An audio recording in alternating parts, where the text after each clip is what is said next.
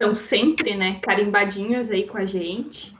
O nosso parceiro, o Hub, a Bel, representando aí o pessoal.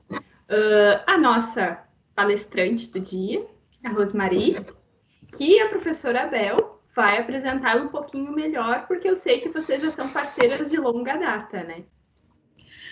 Então, eu quero agradecer a todos. Peço que a gente mantenha o microfone fechado, como a gente estava conversando antes, e que a gente interaja quando vai perguntar, pode abrir ou pelo chat. Eu vou monitorar aqui o chat. A Bel, se puder me ajudar, se tiver muitas perguntas aí, para a gente ir respondendo. Bom dia a todos e bom web. Bom dia, gente, tudo bom? Então, muito obrigada mais uma vez, né, pela nossa parceria junto com a Unitec, com a Tassi, com a Marina, com a Luísa, com a Gabi, né? Então, a gente tem uma parceria muito legal e eu sempre gosto muito de frisar e tenho o maior carinho por isso. E também a Rosmarie, uma parceira incrível, né, que tem um conhecimento fantástico e que a gente, sempre quando a gente é possível, nós gostamos de dividir esse conhecimento, porque quando nós dividimos, nós aprendemos juntos, né? Então, acho que isso é tão importante e por isso que foi criado esses momentos, e que bom que tem muitas pessoas que estão aproveitando, né?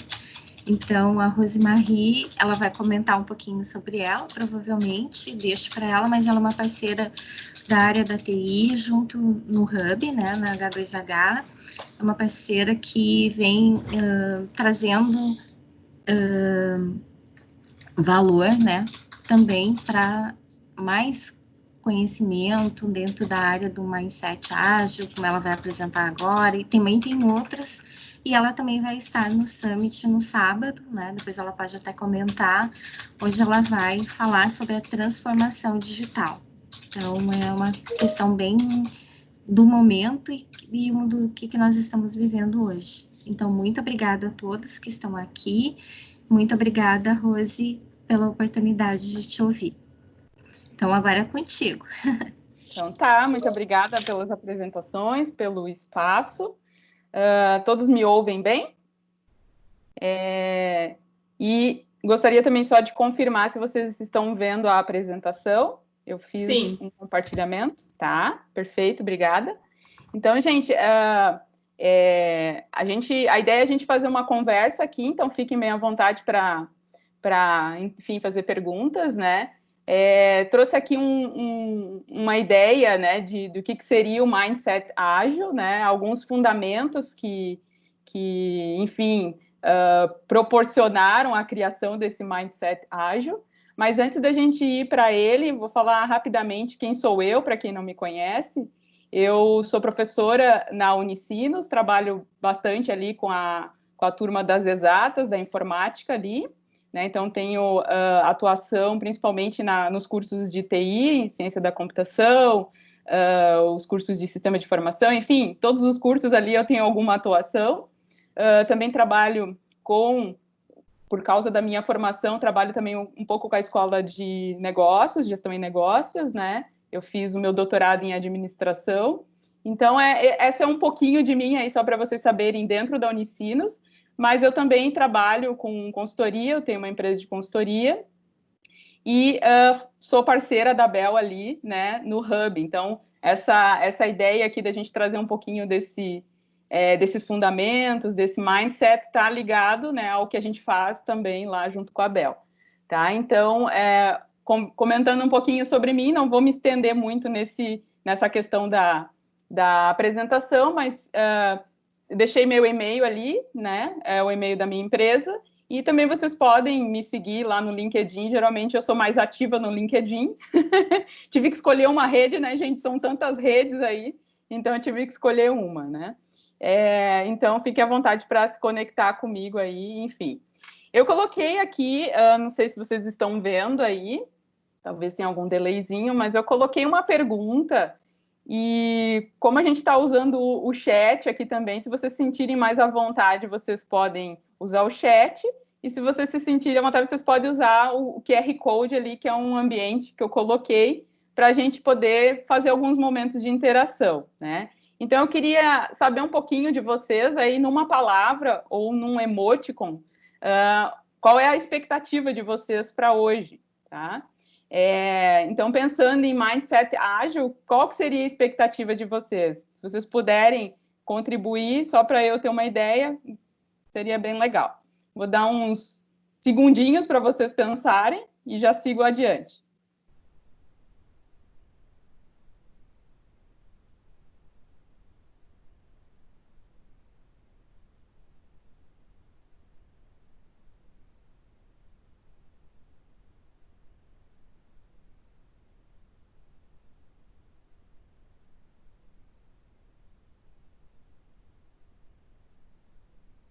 Não sejam tímidos.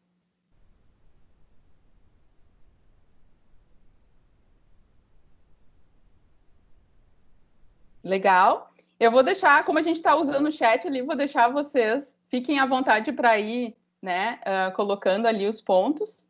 E eu queria deixar uma pergunta depois para vocês pensando aí, e a gente retoma isso mais adiante, que é o que seria um mindset ágil para vocês, né? O que vocês acreditam que é um mindset ágil? O que vocês consideram um mindset ágil, tá?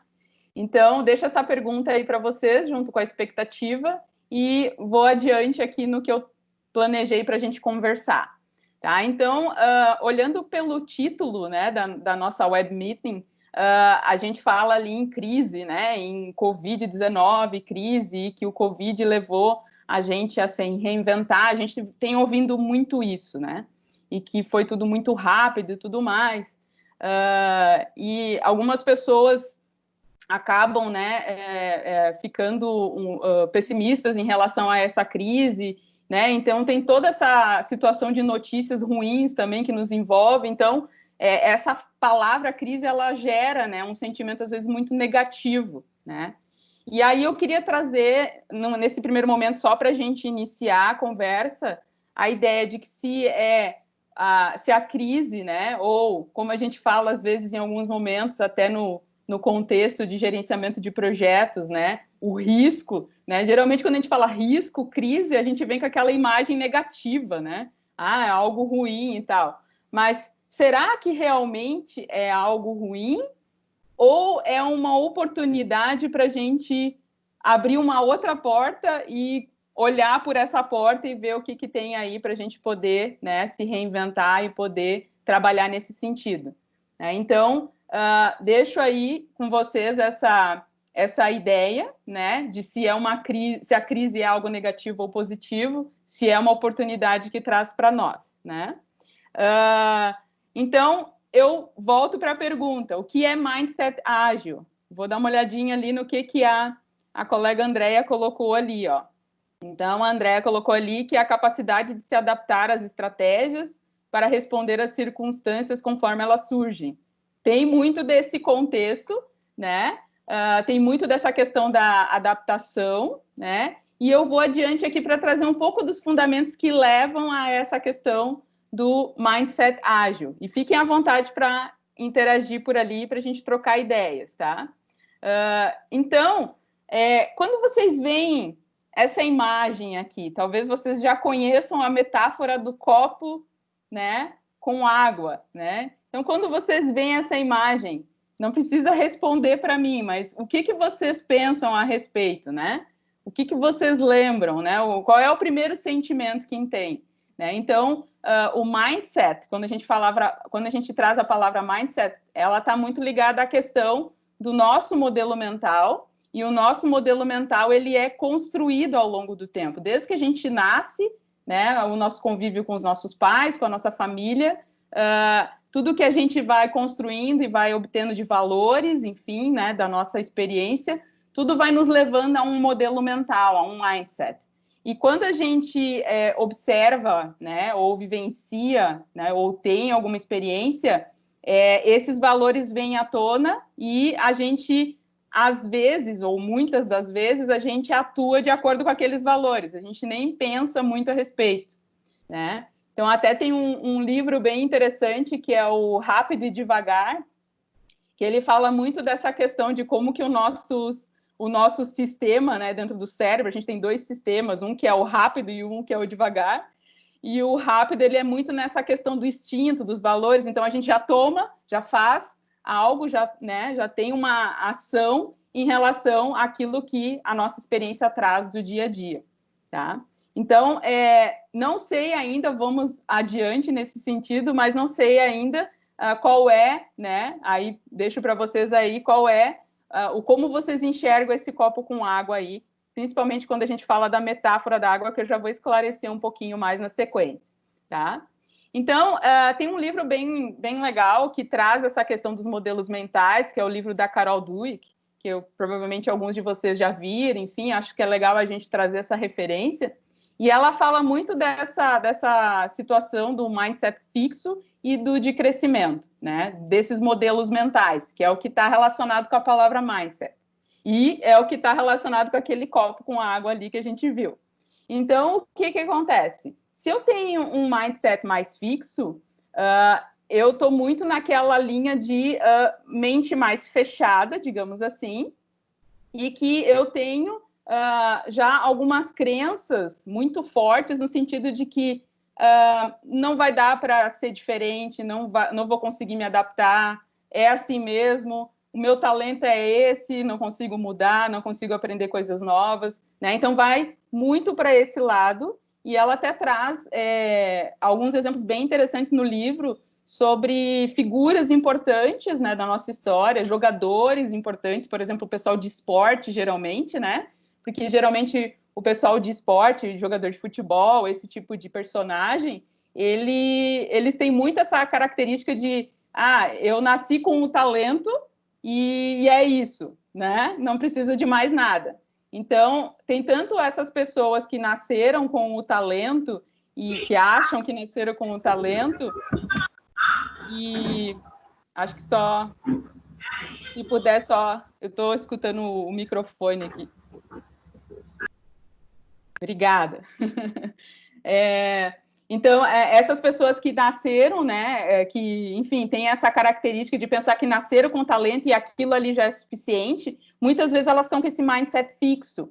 E aí, quando elas começam a ter um desempenho ruim, elas, não, mas é assim mesmo, né, o meu talento é esse, é que eu estou tendo uma maré de azar, né, e continua naquela acomodação, vamos dizer assim, e achando que o talento somente é suficiente. Mas muitas das vezes a gente tem que ajudar o nosso talento, né? Contribuir para que ele também seja desenvolvido, seja melhorado. E aí a gente cai no outro mindset, que é o mindset de crescimento, que nos permite ter um outro olhar, ter um olhar mais otimista, né? No sentido de que, bom, se está tendo esses problemas que está acontecendo comigo agora, né? Ou com a minha empresa agora, tem algo que eu posso fazer para melhorar. Eu vou ter que aprender algo novo, né, para sair dessa situação que não está muito legal, né? Então, falando de forma bem resumida, seria o que ela traz aqui nesse livro, e eu trouxe essa ideia para justamente a gente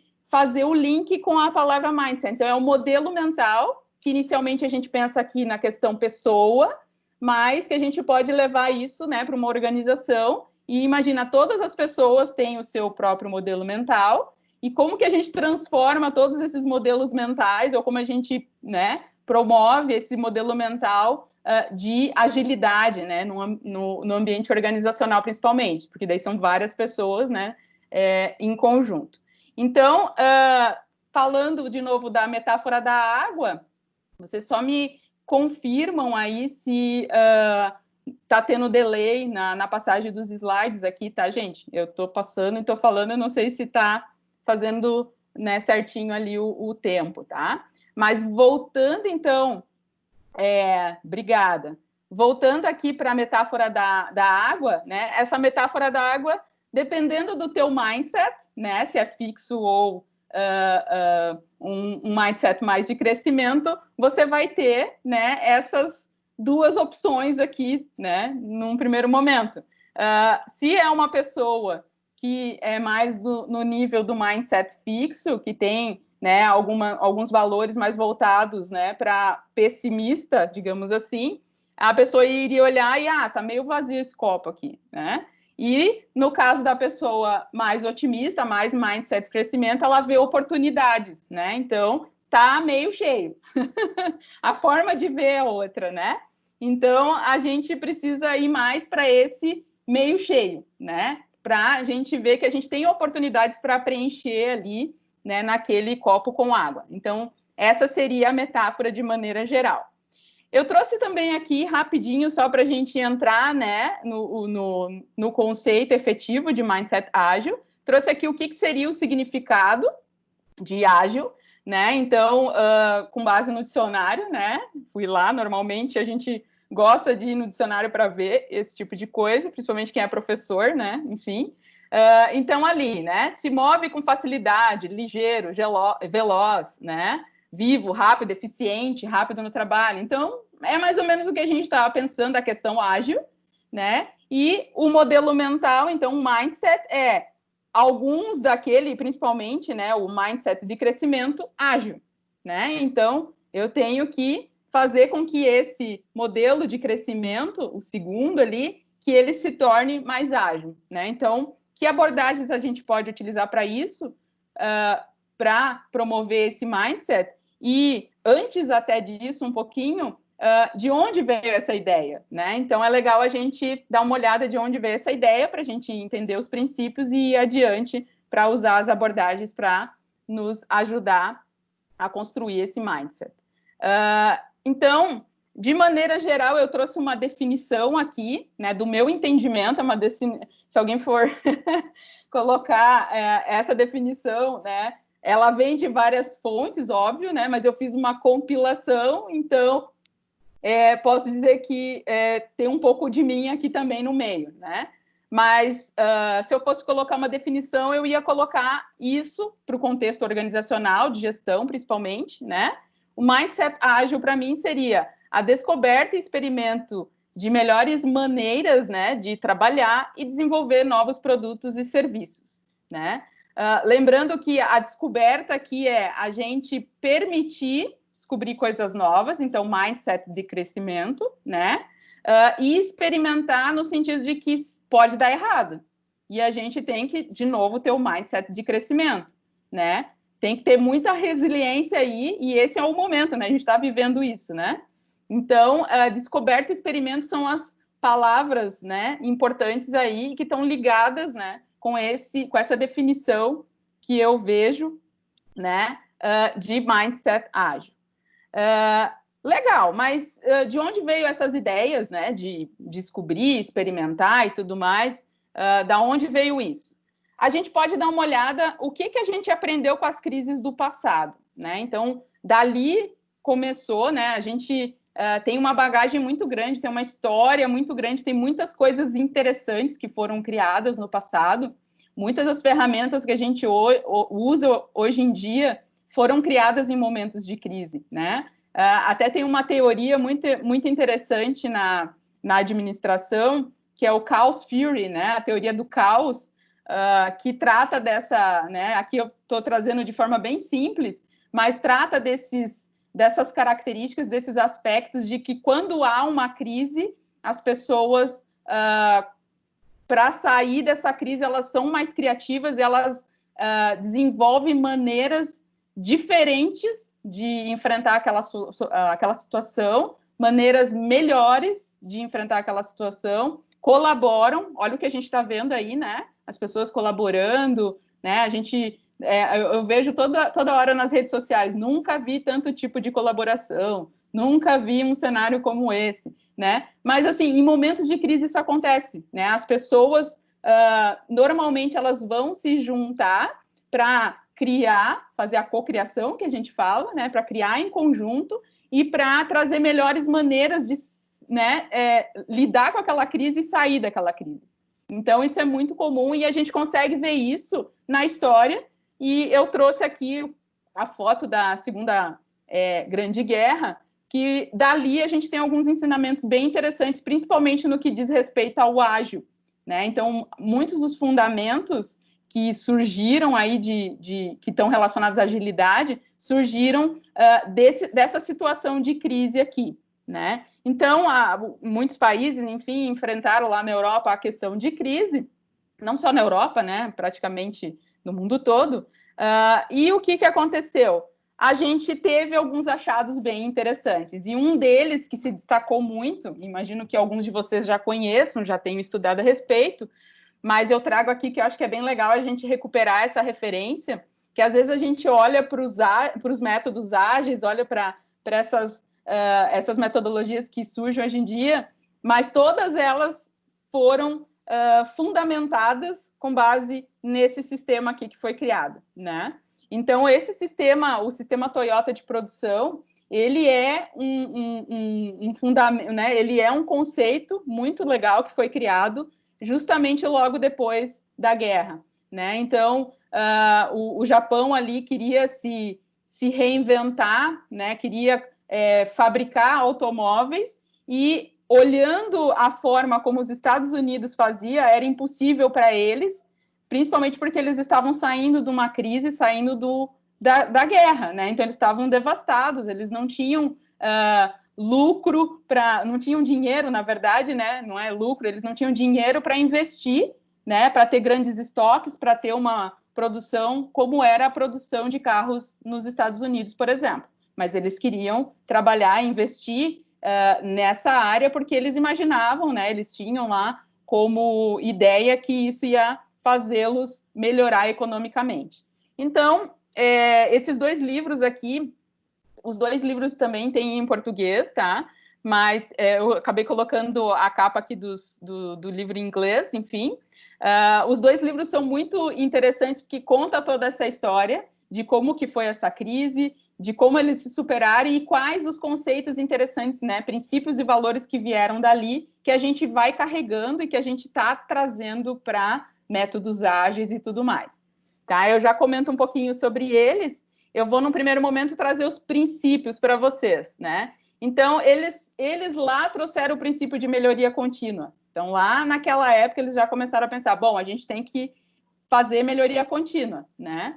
E tem uma técnica bem interessante que surgiu dessa questão da melhoria contínua, que está relacionada, por exemplo, provavelmente alguns de vocês já viram isso alguma vez na vida, ou já ouviram falar do famoso 5S, né? Então, eles fizeram, né, a criação de várias técnicas, 5S, PDCA, o Kaizen, que é a própria palavra da melhoria contínua. Então, tem uma série de técnicas que eles criaram ali, que eles foram trabalhando e foram criando, e esses são princípios que a gente vai carregando e vem carregando, né, para a questão de agilidade. Então, melhoria contínua é se adaptar continuamente, né? É olhar para o que a gente está fazendo e ver como é que a gente pode fazer melhor, né? Eliminando desperdício, que é um dos itens principais, é um dos objetivos principais do sistema Toyota de produção, eliminar desperdício. Por isso que eles criaram aquela técnica até do 5S, né? Então, são 5 ações que a gente tem que fazer, né, para eliminar desperdícios. Respeito pelas pessoas, então, olhar para as pessoas, isso é muito importante, e aí pessoas, entra aqui, pessoas da minha empresa, equipe, pessoas, meus clientes, né, então olhar mais para as pessoas, respeitar as pessoas.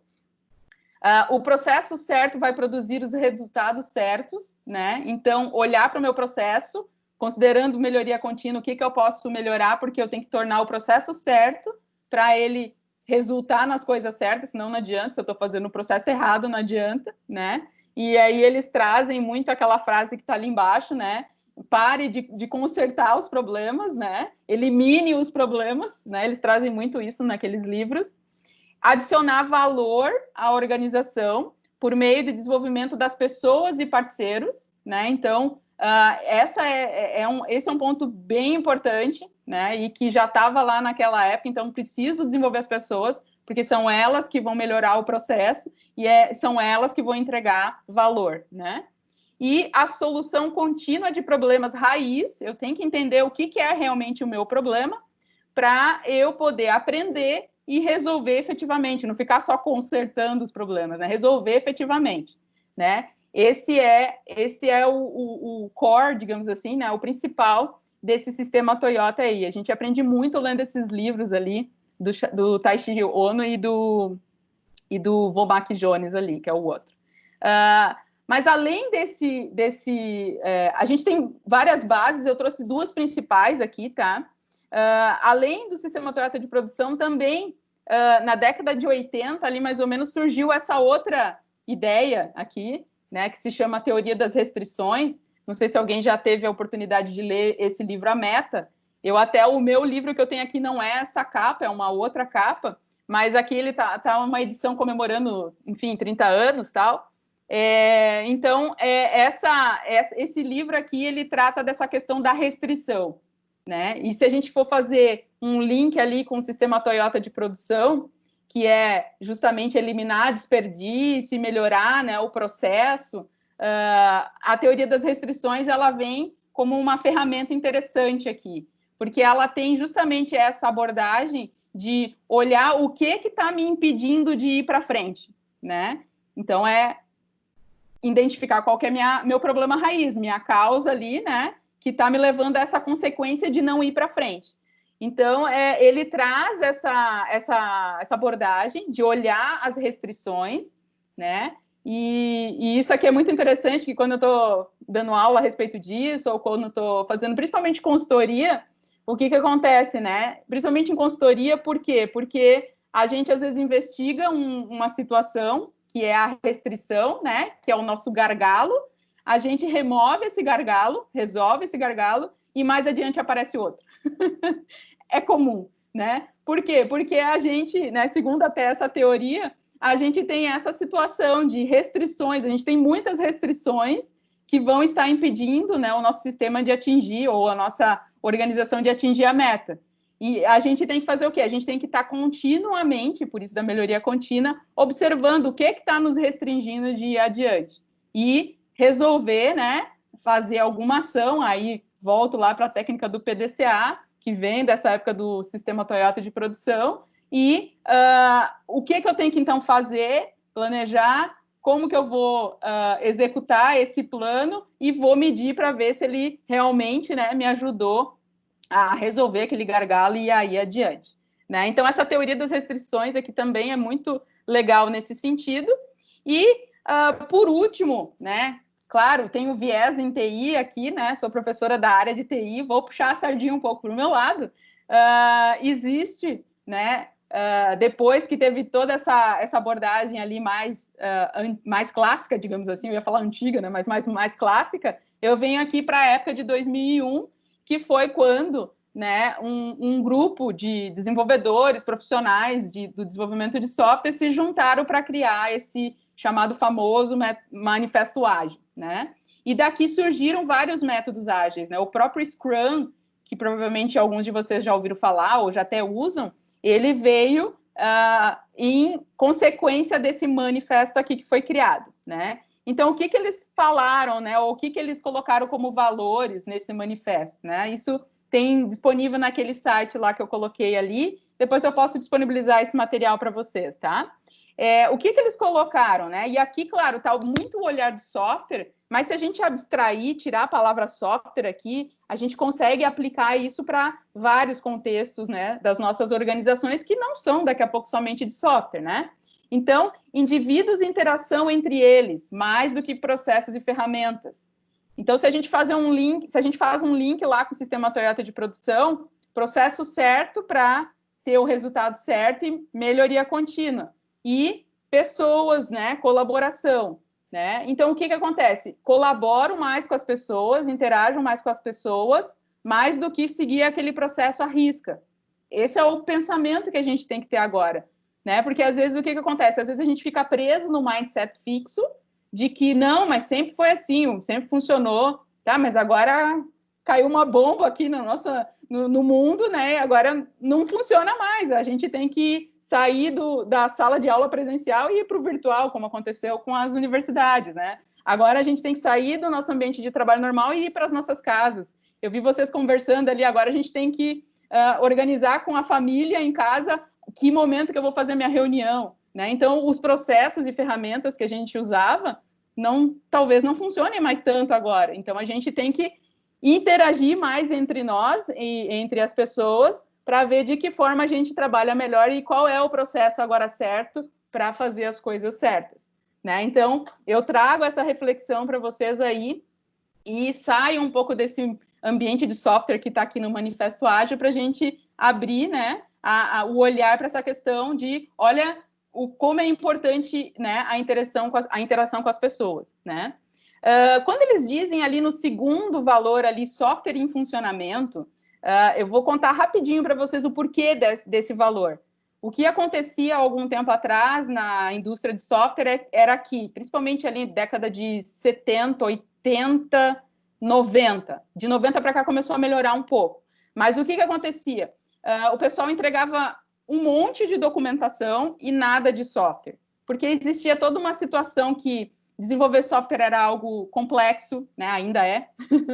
Mas era algo complexo, as pessoas tinham muito medo, muitas incertezas, e aí se fazia muita documentação, muito planejamento antes de começar a desenvolver o software. Então, vamos imaginar assim, né? Geralmente tinha projetos de 1 ano para desenvolver um software. O pessoal ficava em torno de 6, 7, 8 meses planejando e fazendo documentação e de como que vai ser e tudo mais. E aí, depois desse plano, eles entregavam esse plano para o cliente, ficava com 3 meses para desenvolver. E não conseguia entregar em 3 meses. Então, isso era muito comum.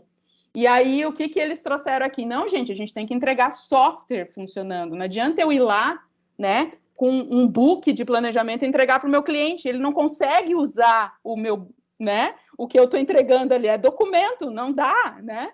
Então, o que acontece? Eu tenho que ter um equilíbrio. Eu tenho que entregar para esse meu cliente valor. E somente a documentação não estava sendo valor. E aqui eu faço uma ressalva. Não é eliminar a documentação, assim como não é eliminar processo e ferramentas. É mais interação com pessoas e indivíduos do que ferramentas e processos, né? Então, mais software em funcionamento do que documentação abrangente. E aí, traduzindo para outros contextos que não do software, mais produtos sendo entregue, mais serviços sendo entregue do que só o plano lá no nosso quadro ou, né, nos nossos arquivos aí, tá? Então, eu tenho que ter um time menor para entregar algo funcionando para as pessoas saírem usando e elas me verem como, olha, interessante, estão resolvendo o meu problema, né?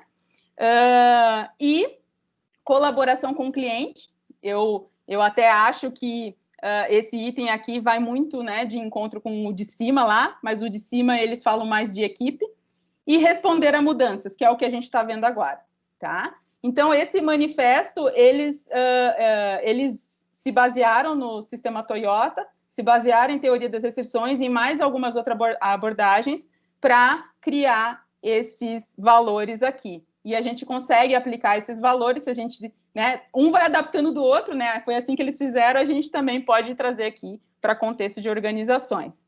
E aí eu vou para o quase fechamento aqui, mais uns 10 minutinhos, e aí a gente fecha. Como que a gente faz, então, considerando essas lições do passado, considerando esses princípios, considerando o que é mindset, o que é mindset ágil, né? Como que a gente faz, então, para transformar os negócios, né, as nossas organizações em tempos de crise, usando esse mindset, usando aqueles princípios, aqueles valores, né? Eu fiz aqui uma sugestão para vocês de passos, né? Mas são passos, recomendações, assim, abrangentes para a gente trocar até uma ideia, tá?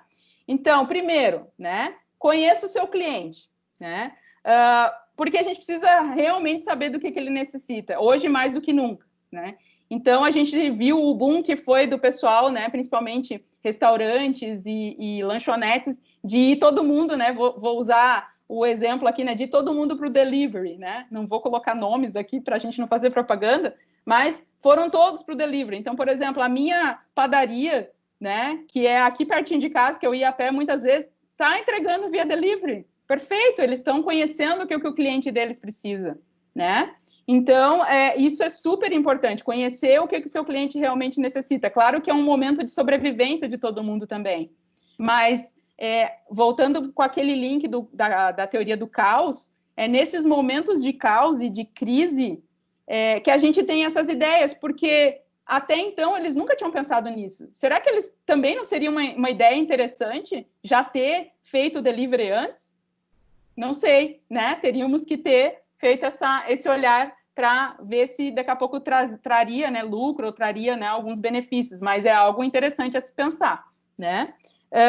Algumas sugestões de abordagens, e aí essas abordagens aqui, muitas estão ligadas ao mindset, muitas não, todas estão ligadas ao mindset ágil e são usadas por várias áreas diferentes. Claro que aqui não cabe, não vai dar tempo da gente falar no detalhe sobre cada uma delas, né?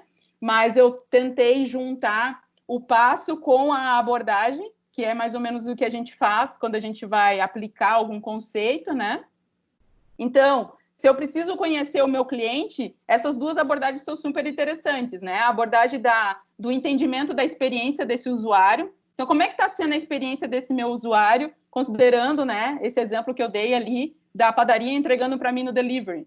Tá perfeito, tá funcionando, tá super, tá fluindo, já virou rotina, né? Então, eu tenho que entender isso, eu preciso olhar para isso, né?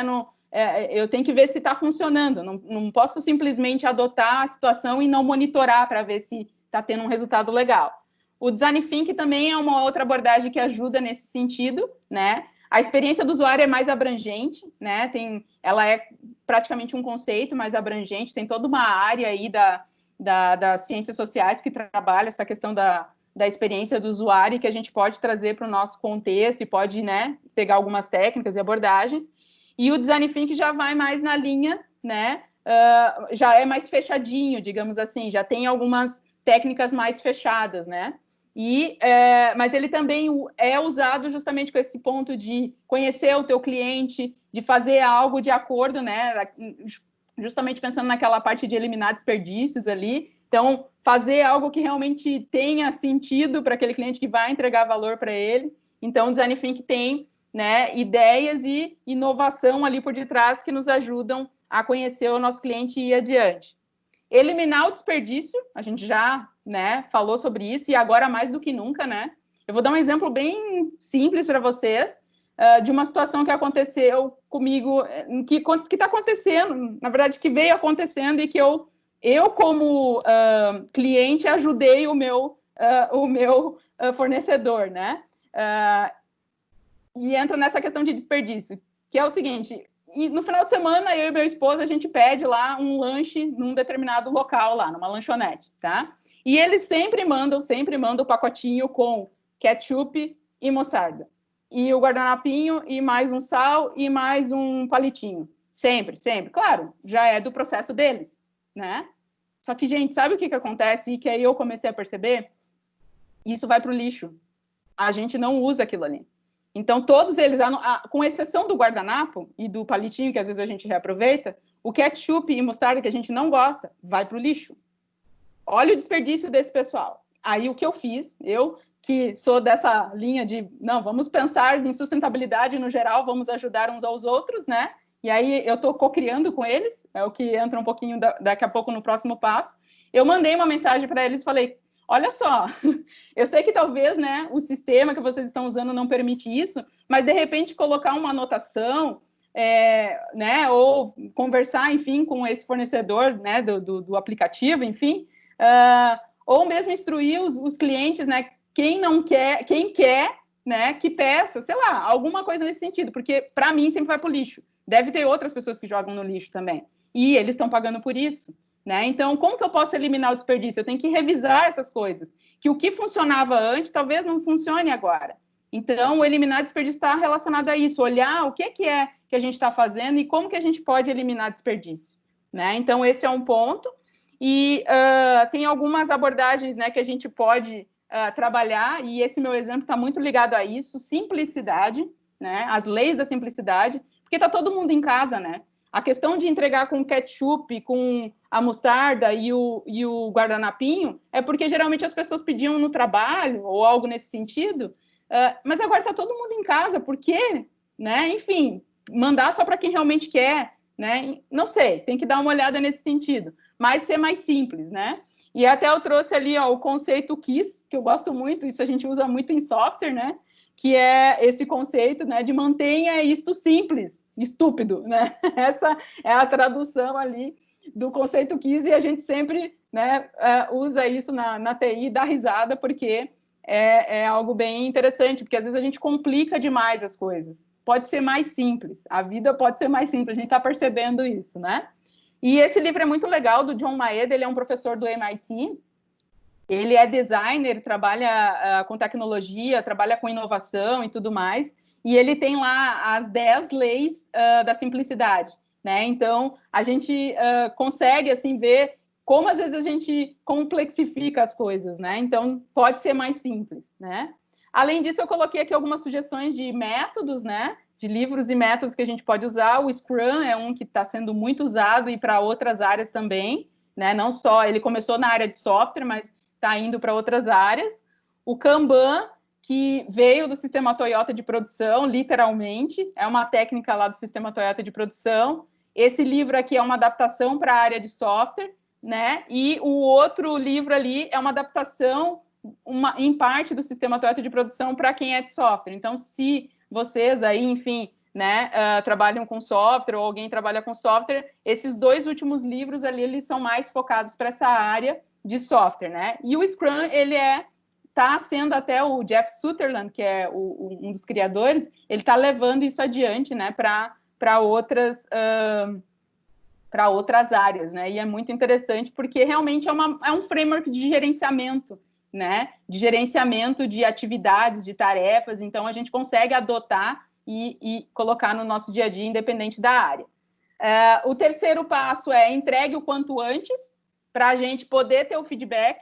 Então, agora, a gente, mais do que nunca, tem que entregar algo de valor, né? Para a gente receber o feedback e ver se a gente está no caminho certo. Lembra lá o princípio lá, processo certo para ter o resultado, né, certo? Então, a gente tem que ver se a gente está fazendo o resultado certo, né? E como é que a gente vai ver isso? Entregando. Se a gente ficar lá, que nem aquele meu exemplo do projeto de software, 7 meses trabalhando no plano e depois, né, entregar ainda um documento e depois fazer o desenvolvimento, não vai funcionar. Hoje em dia não funciona. A gente tem que ser mais ágil, tem que né, tá mais próximo do cliente, tá entendendo a necessidade, tá entregando algo para ele, ver que a gente está preocupado com ele, que a gente, né, consegue ajudá-lo nessa necessidade aí. E aí existe, né, o conceito do produto mínimo viável, e que ele vem de um livro que eu já vou colocar ali embaixo, que talvez alguns de vocês já leram, que é o Lean Startup, né, que já vai vir ali no próximo passo, né. Eu só faço um ponto aqui de destaque, que às vezes as pessoas confundem na hora que vai aplicar, as pessoas confundem o produto mínimo viável com algo pela metade, mas não é pela metade, é algo funcionando, né? Então, se a gente pegar aquele exemplo ali que está ali, se eu pensar assim, eu preciso desenvolver um produto para o meu cliente e esse produto é para permitir ele deslocar do ponto A para o ponto B, né? O skate ali, que é o exemplo 1, vai fazer a pessoa se deslocar do ponto A para o ponto B. Se esse for o objetivo, eu tenho um produto mínimo viável. É óbvio que aqui a gente está fazendo um exemplo bem esdrúxulo, né? Uma analogia, mas considerando essa questão de qual é o produto que leva uma pessoa do produto A para o produto B, o mais simples, esse é um produto mínimo viável. E claro, depois a gente tem que avaliar, né? Levando lá a sardinha para o user experience, avaliar qual é a pessoa, entrar no detalhe de quem que é o perfil, quais são as necessidades dela, porque eu não vou fazer uma pessoa idosa andar de skate, né? Então, tem esses contextos que eu tenho que analisar. E aí, dá para a gente fazer bem esse link com a experiência do usuário, com o user experience, porque é justamente isso. Às vezes, a gente faz um skate e entrega para uma pessoa idosa que não tem a habilidade de andar de skate. E aí, qual é a experiência que ela vai ter? Uma experiência horrível, né, gente? Né? Então, é justamente nesse sentido aquela abordagem. E não tenha medo de errar, né? A gente aproveitem agora que está todo mundo bem, bem, como é que fala, bem compreensivo, né? Eu vejo os meus alunos o tempo todo, quando eu dou aula, assim, principalmente os meus alunos, que a gente está, né, enfim, se reinventando muito mais, né, nesse sentido, eles estão super parceiros. Quando a gente não consegue, às vezes acontece, né? Eu vou lá e sem querer desligo o microfone, daí eles, Sora, esqueceu o microfone, né? Então tá todo mundo muito compreensivo E a gente tem que aproveitar esse momento para experimentar, né? Vai errar? Vai ter coisas que a gente não vai fazer certo da primeira vez, mas a gente tem que pegar esse feedback e ver como que a gente retroalimenta isso e melhora, né, o nosso processo, a nossa forma de trabalhar. O Lean Startup é o que traz a questão do produto mínimo viável, né? Ele é um dos primeiros livros que traz isso. Tem alguns outros livros que traz essa questão, né? Mas o Lean Startup é o primeiro que menciona com esse termo, digamos assim, e ele fala muito dessa questão do ciclo de aprendizado, né? Então, justamente ali, aquele muro ali que está sendo construído ali no build ali, é justamente isso, é o produto que eu vou incrementando, vou melhorando o meu produto. Então, eu entreguei um primeiro tijolinho, depois eu vou incrementando com base no que eu vou aprendendo, né? Eu estou aprendendo com o meu cliente, vendo o que funciona para ele e vou implementando, né? E, por fim, faça seu cliente ser seu aliado, né? Que foi justamente ali o meu posicionamento em relação ao meu fornecedor ali. Eu fiquei, né? Eu parei assim, isso foi no sábado, gente. Eu parei e falei, cara, quantas vezes a gente já jogou fora esse negócio, né? E a gente está mais de um mês, né, em casa. Geralmente a gente pede assim no final de semana. A gente já jogou várias vezes fora. Então, se colocar isso na ponta do lápis, olha o desperdício que eles estão tendo, né? Mas aqui fui eu me compadecendo do meu fornecedor, mas o olhar tem que ser mais da gente com o nosso cliente, né? Vamos ficar próximo dele e fazer ele nosso aliado para ele co-criar com a gente, né? E nos ajudar a melhorar, né? E aí a sugestão seria justamente trabalhar com essa abordagem da cocriação, se aproximar do cliente, né? Sempre que possível, entendê-lo, usar abordagens de experiência do usuário e fazer, né, com que ele te traga também o que é que ele precisa, as soluções que ele precisa para os problemas dele. Então, essas são algumas sugestões e eu vou deixar aberto agora para perguntas para a gente conversar, né? E eu trouxe essa frase ali, está em inglês, enfim, desculpa, mas as estradas mais difíceis, né, são aquelas que nos levam aos destinos, né, mais bonitos, né? Então, geralmente, a gente, né, o pessoal que principalmente é montanhista, algo assim, eles têm que, né, fazer todo um processo para subir a montanha. Eu acho que a gente está subindo essa montanha, né? Mas quando a gente chega no topo lá, é maravilhoso. Então, gente, obrigada pela participação e fico aberta a perguntas. Oi, Rose, muito, muito bom, né? Acho muito legal essa questão que tu traz da história com uma relação com o que está acontecendo hoje, né? E finalizando com essas 5 dicas que eu acho que são muito, muito importantes mesmo, e os exemplos, né, práticos que tu tá trazendo. Não sei, alguém gostaria de fazer alguma pergunta?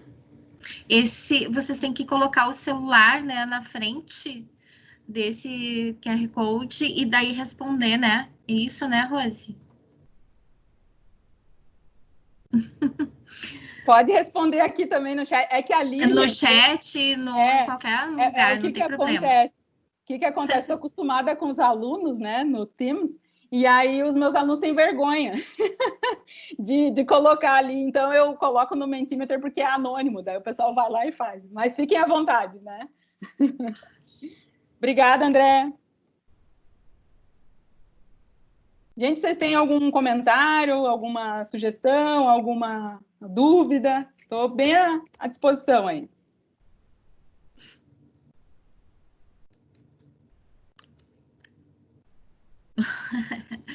Oi, Dani, tudo bom? Que bom que tu pode vir participar com a gente.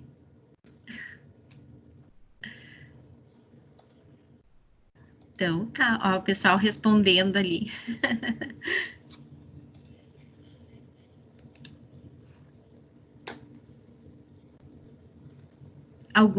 A Luísa fez uma pergunta, pode abrir o micro... Ah, tá, Luísa. Abri. Alguma dica específica de desperdício para empresas de software? A gente tem vários tipos de desperdício, né, que envolve o ambiente de software, né? Por exemplo, vou dar alguns exemplos aqui, mas vai depender do contexto de cada empresa, né? Reuniões, né? Reuniões, às vezes, são momentos de desperdício, né, grandes, assim. O que eu tenho conversado muito com clientes e com alunos nesse sentido, né? a gente tem que observar, né, e aí a gente tem que ter esse olhar para ver até que ponto aquilo ali está sendo útil para a gente, né? A gente tem que ter esse olhar do desperdício, né? Então, eu vou dar um exemplo com vocês até usando uma metodologia ágil, né? O Scrum, que é um método ágil, ele tem 4 cerimônias, né? São 4 cerimônias que são 4 reuniões, tá? Tem um motivo para existir aquilo ali, o Scrum, ele tem muito essa questão da comunicação, de comunicação eficaz, né? Que a gente tem que se comunicar o tempo todo e tudo mais, é perfeito. Mas o que às vezes acontece é que o pessoal perde tempo, e aí eu vou colocar entre aspas, fazendo coisas que não deveriam estar ali naquela reunião. Um exemplo bem prático, existe uma cerimônia que é a reunião diária. Ela deveria ser feita no máximo em 15 minutos e todo mundo em pé.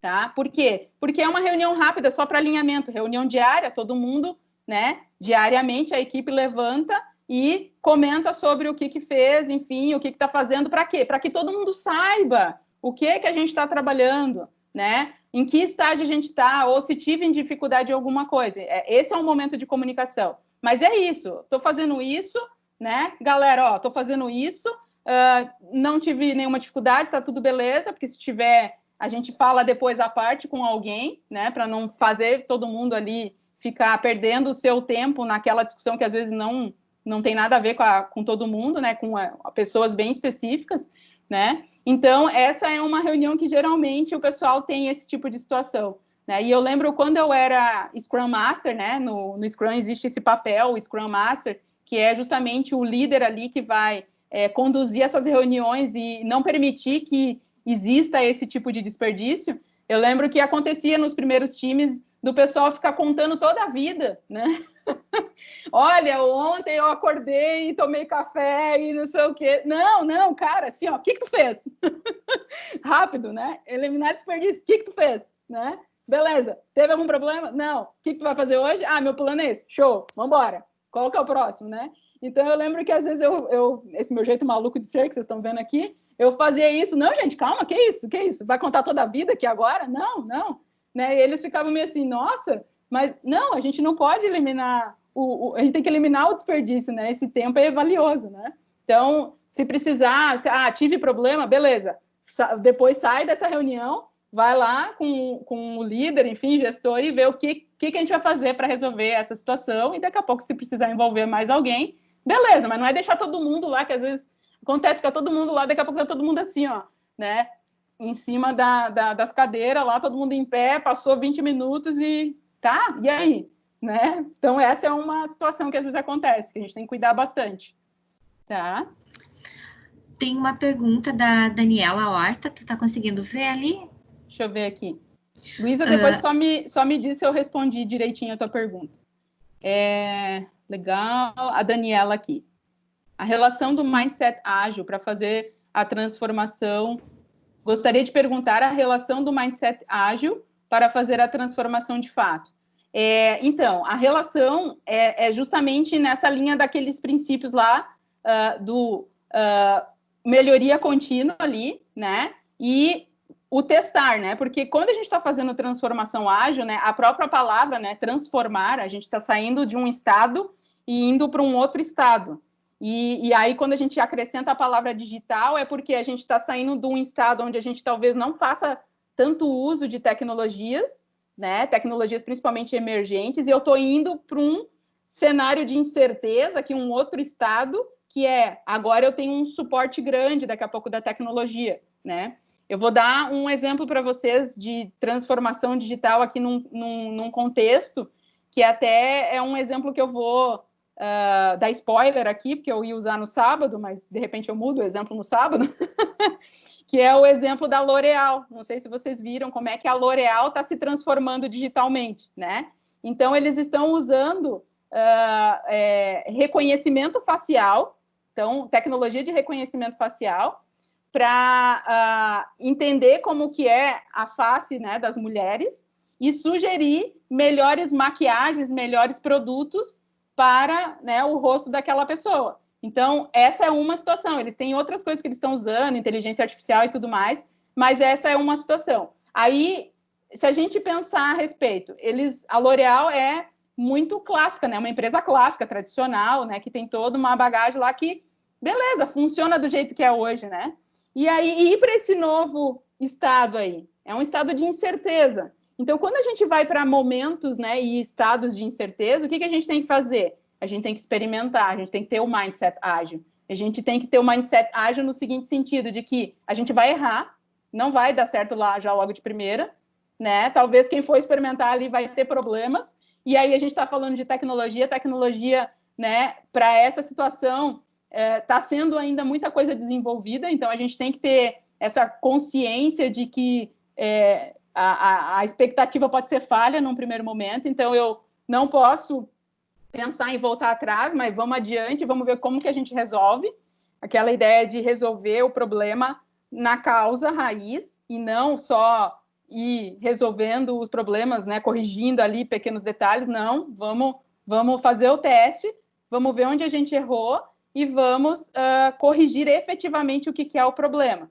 Mas sempre com esse olhar de que é incerto o que a gente está fazendo, talvez ninguém esteja fazendo, talvez nós somos os pioneiros, principalmente quando fala de transformação digital, tem muita coisa aí que a gente está inventando, né, inovando. Primeiro a gente inventa e depois a gente, se funcionar, a gente está inovando, né? E a gente tem que ter esse mindset no sentido de que eu tenho que crescer errando, medindo e vendo o que realmente o meu cliente precisa. Porque eu não sei, agora talvez faça sentido essa questão do reconhecimento facial, né? Mas será que algum tempo atrás, se eles viessem com essa pegada, será que ia dar certo? Né? Então, tem tudo a questão do momento. Às vezes, o que a gente está trazendo é muito além do tempo. Então, a gente tem que ter esse olhar. E o Mindset Ágil nos ajuda a ver isso. Porque, às vezes, a gente vai... Porque, às vezes, não. A gente vai experimentar e, nesse momento, a gente vai ver se funciona ou não, se a experiência do usuário foi boa ou não e como é que a gente ajusta o nosso processo para que ele seja certo com o resultado certo, né? Vai nessa linha. Qual a melhor maneira... Opa, acho que eu pulei um, não? Sim, o Eliezer. Eliezer. Deixa eu ver aqui. Muito seria legal. Pode falar. Ele coloca, né, que foi muito legal toda a tua experiência, né, e mostra as ferramentas, muito bom. E seria legal falar sobre o medo de errar em quem está na jornada empreendedora. Por exemplo, o PDCA. Sim. Tem muitas... Eu não consigo falar... Eu não sei qual é o tempo que a gente tem também, Bel. Depois tu me ajuda aí. Mas eu estou disponível. Mas, assim, ó, essa questão do medo, acho que dá... Bel, Sim, eu estava falando com o microfone desligado. Isso acontece. Tem uma pergunta ainda da Tassi, então, se tu responder a pergunta do Eliezer e da Tassi, daí, se não tiver mais nada, daí a gente pode fecha. Encerrar. Uhum. Tá. Então, assim, Eliezer, eu acho que essa tua fala aí dá toda uma palestra, né, Bel? A questão do medo de errar, né? Mas essa questão do medo de errar está muito ligada com o nosso mindset, tá? Até a pessoa, o indivíduo, né? Então, o medo de errar está muito naquela questão do copo lá, mas o copo está quase vazio, né? Que a gente, às vezes, é meio pessimista, né? Nesse sentido. Então, uma coisa que é legal no livro da Carol ali, olha que íntima eu, né, Carol? Mas no livro da Carol, ela traz o seguinte, que a gente pode desenvolver o mindset de crescimento. Oh, que bom, né, gente? Senão a gente vai, né, se acabar aqui. Mas, assim, a gente pode desenvolver esse mindset de crescimento. Ele vai estar muito ligado com a questão da gente desenvolver a habilidade de resiliência também, né?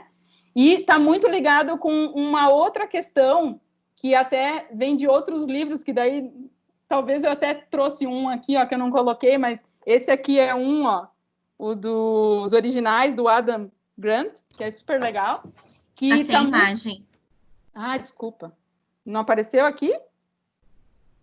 Oi. Não apareceu. Diga. Não apareceu? Depois eu coloco ali, então, para vocês. Tá. Mas é o livro Originais, do Adam Grant, e ele traz muito essa questão das pessoas, né, que vão fazendo esses experimentos e não tem medo de errar. Não, ele traz várias lições ali, e uma lição que é interessante, né, do como que a gente faz para não ter medo de errar, primeiro que a gente tem aquela mania do perfeccionismo, né? Então, a gente tem que lidar com isso. Então, a gente tem o medo, às vezes, de se expor, porque a gente não quer que alguém fale que o nosso trabalho está ruim, né? Tem essa questão. A gente não quer expor e ter né? Quer que as pessoas dêem o feedback negativo, né? Então, a gente tem que saber lidar com isso. A gente tem que saber receber feedback. Esse é um ponto, né? Eu tenho que saber receber feedback. E feedback tanto positivo quanto negativo. Preparem-se mais até para o feedback negativo, porque daí a gente vai entrar nessa cultura de errar, aprender e seguir adiante, né?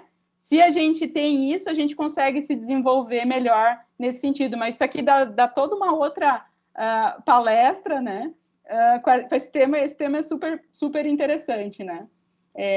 E ligar também com a questão do simples ali, que às vezes a gente também não quer fazer simples, né? A gente quer fazer uma solução toda, né? Eu lembro quando eu comecei vou puxar de novo a sardinha para o meu lado aqui, mas quando eu comecei a desenvolver software, né? Então, quando a gente desenvolve software, a gente está criando algo, né? E aí eu ficava encantada com aquilo que eu estava criando, e eu lembro que eu ficava muito brava quando alguém falava mal do meu software.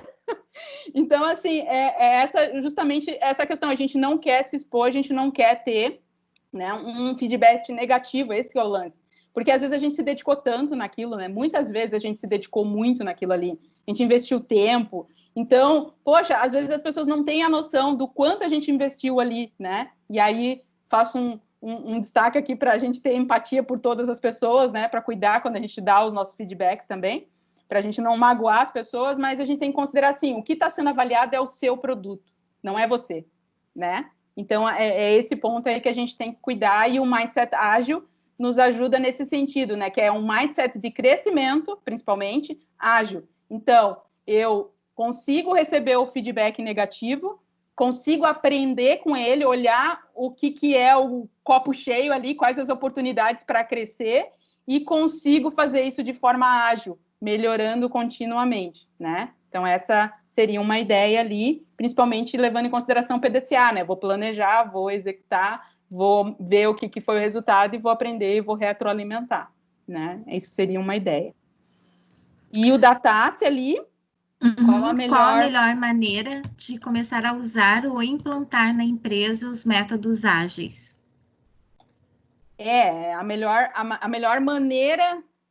É difícil de dizer, assim, é uma pergunta meio capciosa essa, Tassi.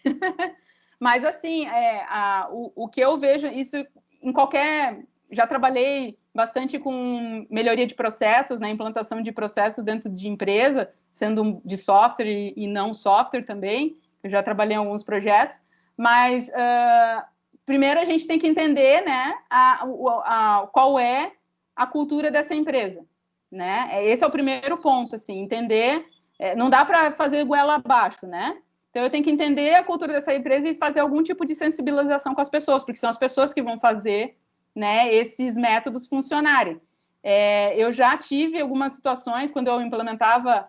Eu implementei métodos ágeis algumas vezes já em equipes e em empresas, enfim, e a gente tinha sempre a situação das pessoas que sabotavam. E, às vezes, não é porque elas queriam, mas é porque elas estavam se sentindo incomodadas por aquela situação, né? O mindset fixo ali, né? Então, o que a gente tem que fazer primeiro? A gente tem que fazer algum tipo de sensibilização, né? Para entender isso. E aí, gente, assim, por isso da importância... Desculpa. Por isso da importância daquela abordagem de user experience. Porque a gente tem que entender qual é a experiência de quem vai estar trabalhando com esses métodos ágeis. O que eles têm hoje, como é que é o dia a dia deles, como é que funciona isso, né? E aí a gente vai definir alguns comportamentos-alvo ali para a gente trabalhar e para poder trazer essas pessoas para o mindset de crescimento e aí começar a trabalhar, né, com os métodos ágeis, efetivamente adotar os métodos ágeis. Né? Então, eu faria primeiro né? Isso pode fazer, a gente não precisa levar meses para fazer isso é coisa de dias, a gente têm que sentir o ambiente para conhecer esse ambiente, né? Conhecer essas pessoas, principalmente, ver como é que elas trabalham e aí implantando e vendo, né? E aí, de novo, como é mindset ágil, que a gente está falando aqui, eu tenho que implantar um pedacinho e testar, e ver como é que foi. E aí a gente vai ver as caras feias, vai ver as caras boas. A gente tem que ter essa sensibilidade para sentir isso e vai adaptando. Tem uma coisa bem legal, tem 3 pilares bem legais no Scrum, que é inspeção, adaptação e transparência, né? São os 3 pilares do Scrum. E aí, o que quer dizer, né? Inspeção é que eu tenho que estar monitorando, vendo o que está acontecendo. Então, se eu fiz a implantação, como é que tá? Eu não posso simplesmente implantar e, beleza, estamos usando Scrum. Não. Como é que tá isso? E aí, voltando lá para o princípio, né? Melhoria contínua. Depois, adaptação. Cada contexto é de um jeito, cada ambiente é de um jeito, as pessoas têm valores e crenças diferentes, então eu tenho que adaptar algumas coisas, algumas técnicas, a forma de trabalhar de acordo com o contexto daquela empresa, justamente para deixar as pessoas confortáveis com essa mudança. Não posso agora mudar o processo e mudar a forma de trabalho e, né? Por exemplo, reunião diária. A gente tinha sempre, toda vez que eu ia implantar Scrum, a gente tinha problema com essa reunião diária. Por quê? Porque eu trabalhava sempre em empresa, geralmente, né, em empresa de software, e o pessoal de empresa de software tem horário flexível para chegar. E aí um chegava às 9, outro chegava às 10, outro chegava ao meio-dia. Quando a gente vai fazer a reunião diária? Era um problema, tu vê? Aí começava a ser um empecilho para adotar, mas eu, não, cara, vamos resolver, vamos fazer no início da tarde, está todo mundo aqui. E aí a gente até, né, dá uma descontraída, enfim, só tem que cuidar que as pessoas dormem também, às vezes, no início da tarde, então tem que ser reunião diária rápida, né? Então a gente tem que estar inspecionando e adaptando. E o último, que é a transparência, a gente tem uma analogia bem legal, né, que no Scrum eles tratam, que é o Scrum é que nem a sua sogra. Desculpa aí as sogras, né? Não... Mas ele fala assim, o Scrum é que nem a sua sogra. O que quer dizer isso? Piadinha, né, até meio machista, mas assim, a sogra aponta na nossa casa os problemas que a gente, às vezes, fecha os olhos. A gente vê, mas a gente fecha os olhos, né? E aí, eu vou dizer para vocês que isso aconteceu comigo uma vez, vou dar um exemplo bem, bem interessante, né? Uma vez eu estava com um problema no ralo de um banheiro, né? E eu sabia que existia aquele problema, estava lá, aí veio a minha sogra na minha casa um dia, e aí, pois é, eu arrumei aquele ralo do banheiro. Deu, que raiva! A mulher me arrumou o ralo do banheiro, eu devia ter arrumado antes, né? Mas, enfim, é mais ou menos isso que é a ideia da transparência aqui, né? É justamente assim, a gente tem que olhar quais são os problemas e corrigir. O que eu estava fazendo lá, né? Eu estava só corrigindo, na verdade, resolver, eliminar. Eu estava só corrigindo o problema, né? Mas ela foi lá e resolveu. Né? Então, às vezes, a gente não resolve o problema, a gente fica, né, enrolando ali, enfim, sei lá por quê. Né? Então, a gente precisa resolver os problemas. Então, esses são os 3 pilares aí. Falei um monte de coisa, mas eu acho que eu respondi a tua pergunta, né, Tassi?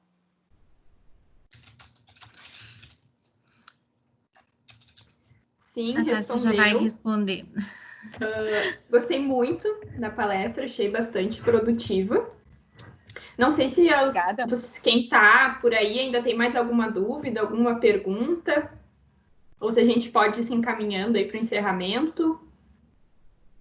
Eu não consigo ver vocês, eu queria tirar uma foto, né, tá? Se a gente precisa da foto. Se tu pode tirar... A gente tá gravando, Bel. Tá. No Teams mas ruim, eu queria uma foto. Mas no Teams é ruim, a gente não consegue botar todo mundo na tela. Acho que tem 9 pessoas. Só vai a apresentação. Só vai todo mundo para a tela se todo mundo falar e abrir a câmera ao mesmo tempo, senão não aparece todo mundo na tela. Tu consegue. Isso é uma pena, né? Que pena isso.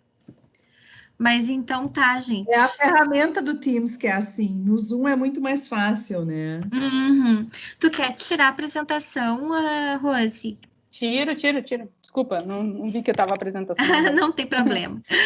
Gente, então, não sei se tu quer falar mais alguma coisa, Tassi. Olha, eu quero só agradecer. Achei muito legal toda essa explanação que vocês trouxeram. Espero que a gente possa daqui a pouco fazer outros webs, porque eu vi que tem outros assuntos aí que pode render várias outras Bastante. combinações. Então, muito obrigada pelo tempo de todo mundo. E a gente fica aí à disposição, enfim, depois a gente compartilha os materiais com o pessoal que estava na web. E se tiverem alguma dúvida, enfim, vocês podem encaminhar ali no nosso, ou no e-mail, ou no grupo ali da Unitec, ou para a Bel, enfim, que a gente vai trocando aí se ficou alguma coisa que a gente não conseguiu responder nesse tempinho que a gente estava junto. Muito obrigada, gente, pela participação. Eu agradeço também, né, porque a Rose é uma baita de uma parceira nossa, né, dentro da H2H, então a gente fica feliz de contar com a presença dela, né, porque ela preparou todo o material para nós, maravilhoso, e que ela vai depois compartilhar com a gente. Obrigado a todos, né, que estavam aqui com nós. Isso é fantástico. A Dani também estava aí, então a Dani, Cris, todo mundo que estava aí participando, né? Eu acho muito legal. Gente, muito obrigada. Quero vê-los no Web Summit, né? Que vai começar agora na sexta-feira, às 13h30, com uma fala da Cacuta, né? Da Suzana. Depois a gente vai ter a Luísa Trajano, né? Conversando com nós também. No sábado, na sexta-feira é até às 10h30, né? 10h30 da noite. E depois no sábado até o meio-dia. E no sábado, de novo, né? A gente vai ouvir, de novo, não, mais uma vez, com alegria, a Rosemarie falando sobre a transformação digital, né? E depois a Vani também. Eu e a Vani vamos estar na sexta, vamos estar no sábado. Então, tem muita gente legal. A Cris vai estar também compartilhando com a gente, né? Ela vai estar fazendo os meios de campo. Então, tem muita gente trabalhando junto. Então, a gente vê vocês lá, tá bem? Obrigada, Obrigadão, gente. gente. Até a próxima. Tchau, Tchau. tchau. Até mais. Tchau, tchau. Valeu.